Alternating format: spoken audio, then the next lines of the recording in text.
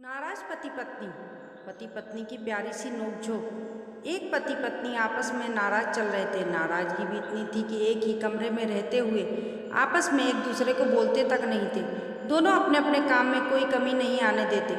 जैसे सुबह पति उठता तो पत्नी चाय टेबल पर रख जाती और ऑफिस का समय होता तो लंच बॉक्स तैयार करके दे देती। इसी तरह पति भी ऑफिस से आते हुए सब्जी राशन आदि लाकर रख देता था।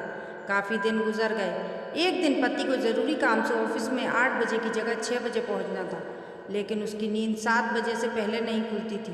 रात को सोने के समय पति को विचार आया कि सुबह मुझे 5 बजे कौन उठाएगा। पति के दिमाग में एक उपाय आया और वह एक पर्ची अपनी पत्नी के नाम लिखने लगा।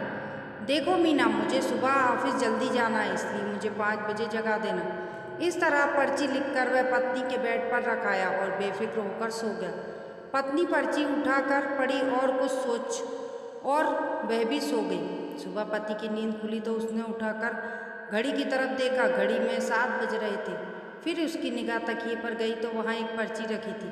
उस पर लिखा था, जी उठ जाओ, सुबह के 5 बज गए हैं। और वह भी सो गई। सुबह पति की नींद खुली तो उसने उठकर घड़ी की तरफ देखा। घड़ी में 7 बज रहे थे। फिर पत्नी की निगाह तकिए पर गई तो वहाँ एक पर्ची लिखी थी। उस पर लिखा था, जी उठ जाओ, सुबह के 5 बज गए हैं। अगर दोस्तों आपको ये छोटी सी कहानी पसंद आई हो तो लाइक करें और चैनल को सब्सक्राइब करें।